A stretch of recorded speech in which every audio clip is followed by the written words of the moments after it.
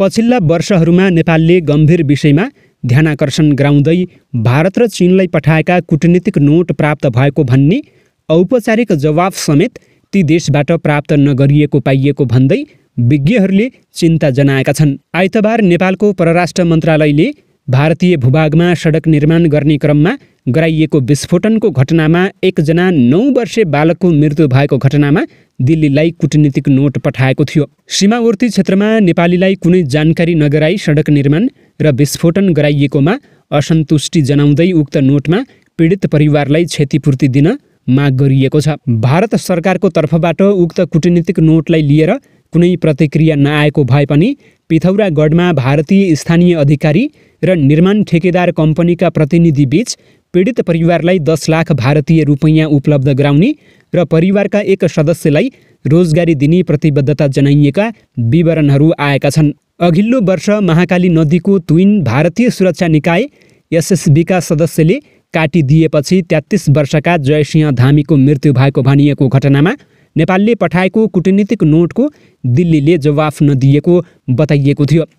त्यसअघि काश्मीरको विशेष हैसियतलाई खारेज गर्दै भारतले आफ्नो नक्सालाई अद्यावधिक गरेपछि नेपाल र भारतबीच सीमा विवाद चर्किएको थियो। त्यसबेला कम्तीमा 2 वटा कूटनीतिक नोटहरू भारतलाई पठाएको नेपालले वार्ताको आफ्नो अनुरोध स्वीकार नगरिएपछि कालापानी, लिपुलेक, लिम्पियाधुरा सहितका क्षेत्र समेटेर नक्सा जारी गरेको थियो।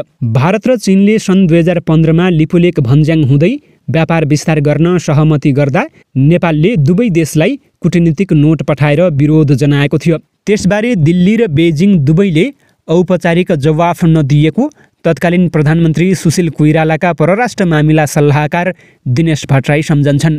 भारतले अहिले पनि नेपाल, चीन र भारतको त्रिदेशीय बिन्दु नजिकै अवस्थित रहेको भनिएको लिपुलेक क्षेत्रमा सडक विस्तारको कामलाई निरन्तरता दिइरहेको विवरणहरू यस वर्षको सुरुमा आएका थिए। नेपाली कूटनीतिक नोटको उपेक्षा गरिएका घटना पछिल्ला वर्षहरूमा सामान्य देखिएका भए पनि इतिहासमा नेपालले राखेका अडानका कारण भारतका प्रधानमन्त्रीले आफ्नो अभिव्यक्तिलाई सच्याएको र चीनका प्रधानमन्त्रीले नेपालसँग माफी मागेका दृष्टान्त रहेका छन्। भारतका प्रधानमन्त्री नेहरू आफ्नो अभिव्यक्तिबाट पछि हटेका थिए। सन् 1959मा आफ्नो देशको संसदमा बोल्दै भारतीय प्रधानमन्त्री जवाहरलाल नेहरूले नेपाल र भुटानमाथिको कुनै पनि हमलालाई भारतमाथिको आक्रमण मानिने बताएका थिए। सुरक्षाको सन्दर्भमा भारतको सिमाना हिमालयसम्म भएको र त्यसलाई पार गरेर कुनै हस्तक्षेप वा आक्रमण भए त्यो आफ्नो देशमाथिको हमला हुने दृष्टिकोण सहित नेहरूले उक्त टिप्पणी गरेको विदेश मामिला विज्ञहरूले अर्थ लगाउने गरेका छन्। तत्कालीन नेपाली प्रधानमन्त्री विश्वेश्वर प्रसाद कोइरालाले सार्वजनिक रूपमा नै प्रतिवाद गरेपछि नेहरूले आफ्नो भनाइ सच्याएको पाइन्छ। बीपीको भनाइ उद्धृत गर्दै परराष्ट्र मामिलाका विज्ञ दिनेश भट्टराईले लेखेअनुसार नेहरूले नेपालसँग नसोधी नेपालमा हाम्रो अधिकार छ भन्ने जस्तो गरेर त्यस्तो भन्नु हुने थिएन भन्दै उक्त अभिव्यक्तिको प्रतिवाद गरेका थिए। नेपाल पूर्णतया सार्वभौम सत्ता सम्पन्न देश हो। यसले आफ्नो गृह तथा परराष्ट्र नीति आफ्नो विवेक र इच्छा अनुसार बाहिरी मुलुकसँग सल्लाह नगरी निर्णय गर्छ।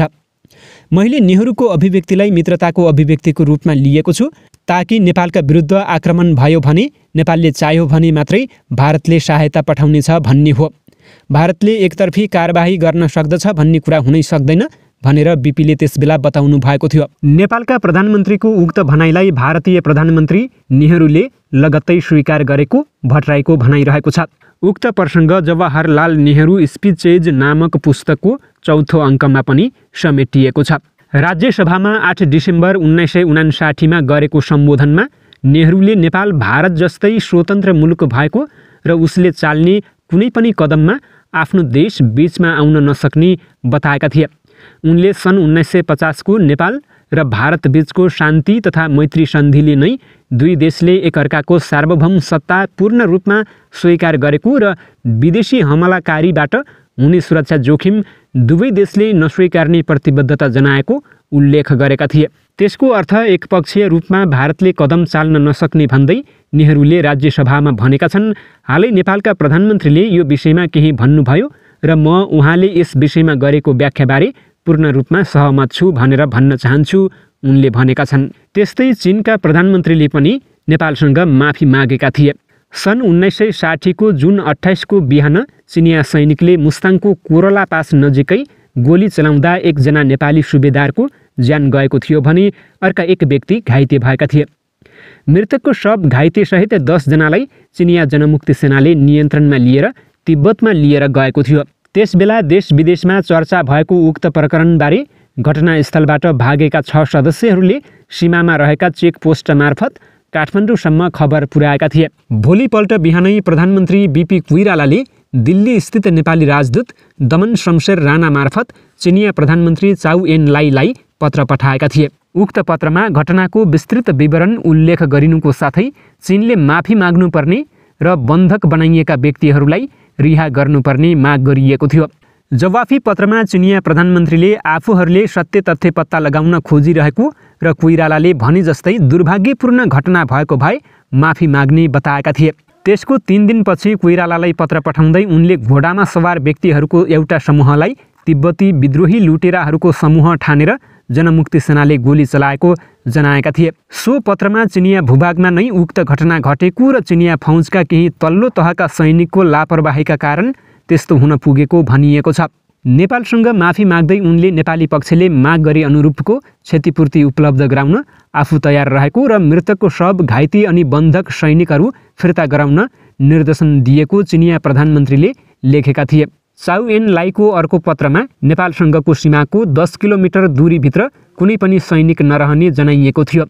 तर त्यसको जवाफमा प्रधानमन्त्री कोइरालाले अर्को कडा पत्र लेख्दै नेपाल चीन सीमाको 20 किलोमिटर परिधिभित्र कुनै पनि सैनिक गस्ती गर्न नपाइने सीमा सम्झौता उल्लङ्घन भएको भन्दै तुरुन्तै चिनिया सैनिकहरू फिर्ता गर्न माग गरेका थिए। चिनिया पक्षले माफी मागेकोमा प्रशंसा गर्दै कोइरालाले पूर्व स्वीकृति बिना गैर सैनिक इलाकामा सैनिकहरूको प्रवेशको औचित्य कुनै पनि हालतले प्रमाणित गर्न नसकिने भनिएको थियो।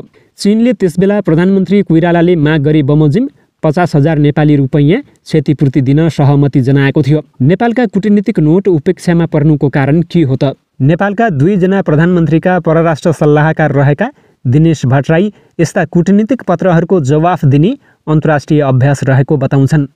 उनले भने कूटनीतिक नोटको जवाफ आशा गरिन्छ। भारतले के सोचिरहेको होला त्यो उसले भन्ने कुरा हो। तर हामीले हेर्दा चाहिँ भारतले हामीले त्यो पत्र प्राप्त गर्यौँ, यसलाई हामीले प्रतिक्रियाका रूपमा राखेका छौँ, जवाफ दिन्छौँ भन्ने समेत गरेको पाइँदैन। बारम्बार नेपाली कूटनीतिक नोटहरूको जवाफ नदिएर भारतले एउटा सार्वभौम मुलुकले उठाएका सवालहरूप्रति गम्भीर नभएको व्यवहार देखाएको उनको बुझाइरहेको छ। भारतीय प्रधानमन्त्री नेहरूको अभिव्यक्तिको प्रतिवाद र चिनिया प्रधानमन्त्रीलाई तत्कालै पत्राचार गरिएको सन्दर्भमा त्यसबेलाको सरकारले एक किसिमको प्रष्टता देखाएको कारण ती देशले तुरुन्तै प्रतिक्रिया जनाएको आफूलाई लागेको भट्टराई बताउँछन्।